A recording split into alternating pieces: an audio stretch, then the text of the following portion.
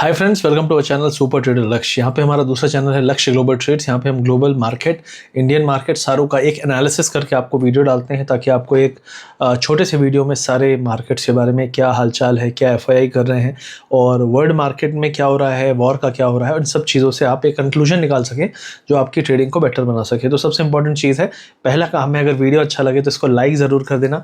और अगर आप हमारे यूट्यूब लाइव में जो हम रेगुलर कर रहे हैं, अगर आप उसको ज्वाइन नहीं करते हो तो बहुत बड़ी चीज़ मिस कर रहे हो, क्योंकि वहाँ पे लाइव आपके सवाल जवाब, डिस्कशंस, ये सारी चीज़ें होती हैं। मेजर फोकस रहता है इंडिया के टॉप इंडाइसेस पे, जैसे निफ्टी, बैंक निफ्टी, ये सब में, और बाकी फोकस रहता है ग्लोबल मार्केट्स में, ग्लोबल एसेट्स में। तो आप वहाँ पे ज़रूर आ सकते हैं। रेगुलरली हम करते हैं वीक में 5 से 6 दिन। तो वीडियो के डिस्क्रिप्शन पिन कमेंट में मैं लिंक भी डाल दूंगा ताकि आप क्लिक करके एक बार देख लें और बेल आइकन दबा के आप सब्सक्राइब कर लीजिएगा चैनल को भी। तो शुरू करते हैं। यहाँ पे सबसे पहला पॉइंट है कि क्या मार्केट यहाँ से अब उबर पाएगा। क्या ऑयल प्राइसेस अभी गिरे हैं वीकेंड में, डील डील डील चल रहा है और डील नो डील बहुत चला है, आपने पता है 2 महीने से यही चल रहा है। तो क्या इस बार फाइनल डील हो जाएगी? मुझे ऐसा लगता है, मैंने पिछले वीडियो में भी यही कहा था, अपने लाइव में भी रेगुलर कह रहा हूँ कि ट्रंप यहाँ से वॉर नहीं खींचना चाहता, और अगर ट्रंप वॉर खींचना चाहता तो 40 दिन का सीज फायर ना करके उस वॉर को कंक्लूजन पे उसी टाइम पे पहुंचाता, क्योंकि उसको समझ में आ गया था कि जो डैमेज हो रहा है वो डैमेज बहुत ज़्यादा है और गल्फ कंट्रीज़ उसके अगेंस्ट हो जाएंगी, इकोनॉमी उसके अगेंस्ट हो जाएगी, और आउटकम, क्योंकि ईरान ऐसे लड़ रहा था जैसे उसके पास खोने के लिए कुछ नहीं है और ऑल आउट वॉर पे जा रहा था, जो कि अमेरिका नहीं जा रहा था। अमेरिका सोच रहा था हम थोड़ी अटैक करेंगे, कमज़ोर करेंगे और फिर आ जाएंगे। ऐसे काम नहीं चलेगा। ईरान ने उसको फंसा लिया। कैसे फंसा लिया? स्ट्रेट ऑफ हॉर्मुज़ को ब्लॉक करके, ताकि पूरे जो अमेरिका के एलाइज हैं, इंडिया है, पूरा सदर्न ईस्ट एशिया है, ये पूरा जो अमेरिकन जो भी दोस्त यार भी हैं वो भी बिचक गए, क्योंकि भाई तुमने उनकी इकोनॉमी पे एक चोट पहुंचाई, क्योंकि सारे के सारे तेल, गैस, ये सब गल्फ से लेते थे। इंडिया को भी बहुत बड़ा धक्का पहुंचा। तो अब ट्रंप अपने एलाइज को समझाए या फिर यहाँ वॉर सुलझाए। तो उसको समझ में आ गया कि मैंने कुछ गलत चीज़ को छेड़ दिया है, और जब समझ में आया तो उसने कहा अब तो एक ही तरीका है, पुल आउट करो, विक्ट्री घोषित करके, जीत घोषित करके। और उसी की तलाश में पिछले 1 महीने 2 महीने से लगा हुआ है कि कुछ डिस्कशन हो जाए, कुछ पीस हो जाए, मुझे यूरेनियम मिल जाए, और ईरान को भी कुछ हम देना ही पड़ेगा डेफिनेटली, क्योंकि ईरान तो एक एग्रेसिव पोजीशन में था, अमेरिका डिफेंसिव हो गया। तो इन सब चीज़ के कारण अब जो है डील इस बार लग रहा है कि ट्रंप 2-3 दिन व्हाइट हाउस में है, पूरे अपने सब वाइस प्रेसिडेंट और सबको बैठा के चल रहा है बातचीत। तो मुझे ऐसा लगता है most probably they will get to some deal जिससे स्ट्रेट ऑफ हॉर्मुज़ खुल जाए। ईरान फिलहाल अपने पे फोकस करे और स्ट्रेट ऑफ हॉर्मुज़ जो है उसके लिए कुछ मैकेनिज्म बनाएंगे मोस्ट प्रोबेबली, और यूरेनियम का भी कुछ ना कुछ ये लोग निकालेंगे, ताकि अगले 30 दिन या 60 दिन में यूरेनियम का क्या करना है इस पे बातचीत या एग्रीमेंट या कुछ हो। क्योंकि अगर तुम बम नहीं बनाना चाहते हो तो तुम उसका क्या करोगे, उसके लिए एक मॉनिटरिंग हो, क्योंकि मॉनिटरिंग नहीं है तो फिर तो तुम बम बनाने वाले हो। तो अमेरिका ये कह रहा है, तो अमेरिका भी अपनी तरह से अगर ये कह रहा है कि भाई ईरान अटैक ना कर दे कल को, तो वो भी एक सही चीज़ रख रहा है। लेकिन ईरान समझ गया है कि यार अमेरिका के पास खोने के लिए सब कुछ है, हमारे पास तो खैर ठीक ही है, जो लोग जितना नुकसान हो गया है वो तो हो ही गया है।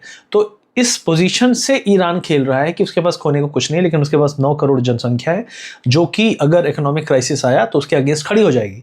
अभी 30-35 हज़ार 40 हज़ार लोगों को उन्होंने कहते हैं कि ख़त्म किया, मारा वहाँ पे। तो ये बहुत बड़ा नंबर होता है, मतलब इतना विरोध है ना वहाँ पे कि 30-40 हज़ार लोगों का उन्होंने मर्डर कर दिया या ख़त्म कर दिया। I don't know exactly reports, but I am just saying.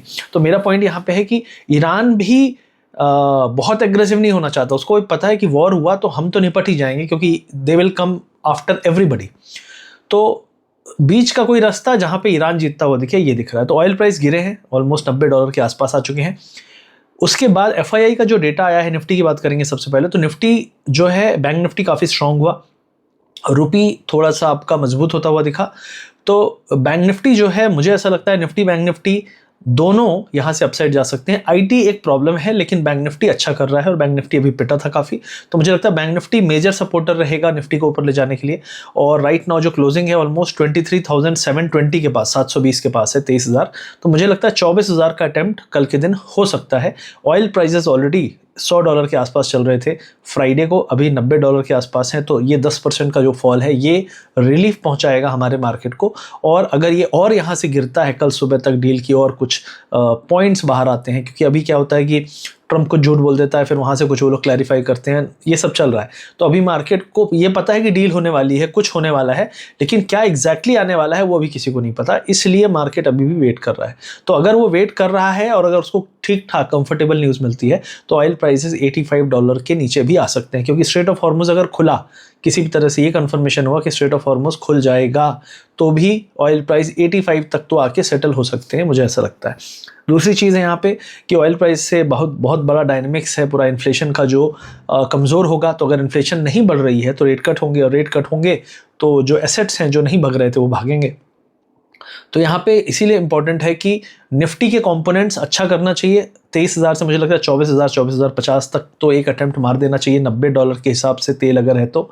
और दूसरा है कि 24,000 के ऊपर जाना उस पर डिसाइड करेगा कि कल सुबह तक अगर तेल $88-87 के नीचे आ जाए। अगर वो होता है तो 24,100-200 की तरफ भी जा सकता है। अगर सुबह बहुत बड़ा गैप अप मिले तो उसको चेज़ ना करें। छोटे मोटे डिप अगर आते हैं, अगर 200 पॉइंट 250 पॉइंट का गैप अप हुआ, 60-70 पॉइंट का डिप आए तो वो एक एंट्री का पॉइंट हो सकता है।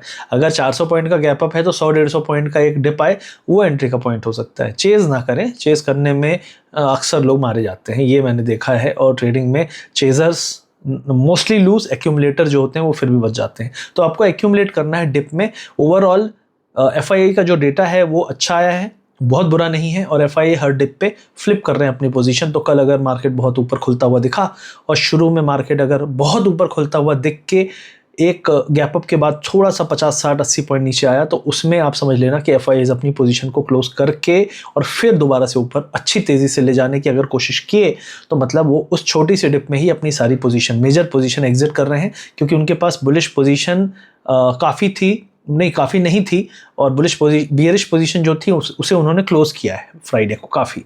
तो वो फ्लिपिंग जो है फ्यूचर पोजीशन है, लेकिन फ्यूचर पोजीशन तो इतना डैमेज नहीं देगी जितना ऑप्शन में वो कमा लेंगे। तो उन्होंने कॉल सेल किया था जो उन्होंने एग्जिट किया है। तो अगर कॉल सेल से एग्जिट किया है और रिटेलर ने कॉल सेल किया है तो रिटेलर को कॉल के ऊपर बढ़ने पर नुकसान है, FII को कॉल के ऊपर जाने पर नुकसान नहीं है।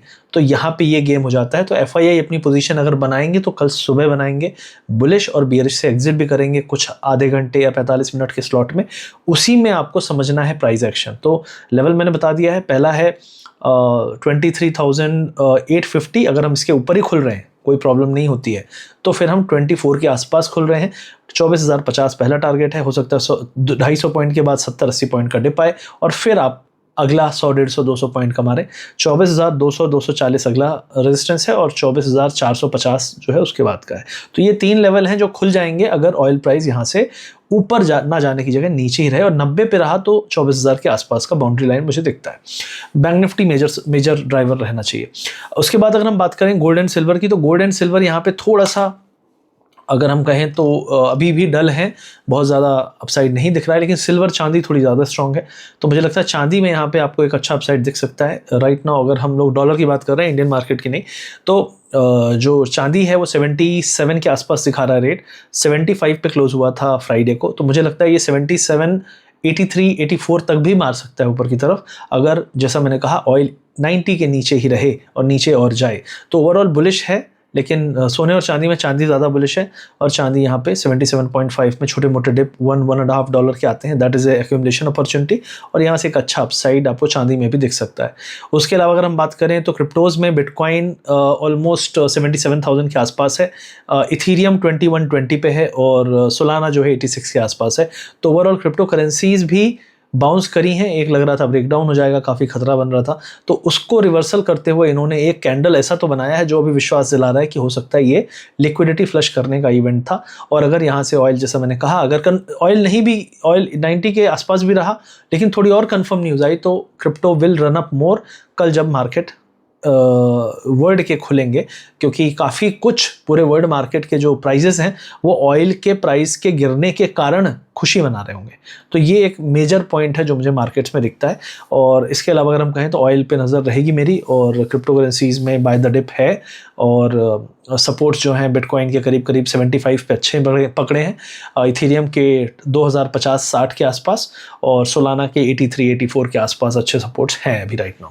तो ये फिलहाल मार्केट का एनालिसिस था, और फिलहाल कुछ भी अपडेट होगा तो आप वीडियो को लाइक करिए, शेयर करिए, और हमारे यूट्यूब लाइव्स को ज्वाइन करिए। पिंड कमेंट चेक कर लीजिएगा। हमारा क्रिप्टो करेंसीज अगर आप सीखना चाहते हैं, समझना चाहते हैं, तो हमारा फ्री VIP ग्रुप है, आप उसको ज्वाइन कर सकते हैं।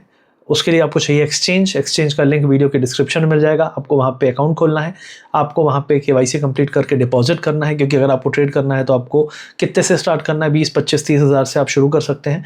और फिर आप हमारी टीम से कांटेक्ट कर सकते हैं। उनका आईडी वहाँ पे दिया होगा, STL4 सपोर्ट करके लिखा होगा, तो आप उनसे कांटेक्ट करके कि भाई मैंने खोल लिया है, सब कुछ रेडी है, मुझे बताओ कैसे शुरू करना है, तो फिर आपको टीम ग्रुप में जोड़ेगी।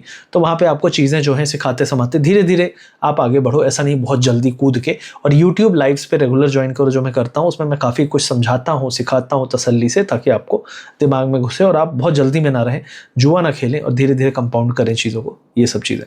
तो यही सब कोशिश रहेगी। वीडियो को देखते रहिए, चैनल को सब्सक्राइब करिए। ये हमारा ग्लोबल ट्रेड्स चैनल है और हमारा सुपर ट्रेडर लक्ष्य चैनल है, उसका जो लाइव का लिंक है मैंने डाल दिया है, तो उसको भी सब्सक्राइब कर लीजिएगा। मिलते हैं अगले लाइव में। ये वीडियो अच्छा लगा तो इसको लाइक ज़रूर करिएगा, कमेंट सेक्शन में बताइएगा कि आपको और क्या चाहिए। आज मैं चार्ट में नहीं दिखा पाया हूँ FII डेटा, लेकिन जो मैं लाइव स्ट्रीम करता हूँ उसमें मैं लाइव एनालिसिस FII डेटा का करता रहता हूँ, आज भी मैंने किया था, तो उसको आप ज़रूर देख लीजिए। अगर आपको बहुत टाइम है, कम टाइम के कारण जो सारांश है वो इस वीडियो में मैंने देने की कोशिश की है। उम्मीद है आपको अच्छा लगा होगा। मिलते हैं अगले वीडियो में। Thank you very much.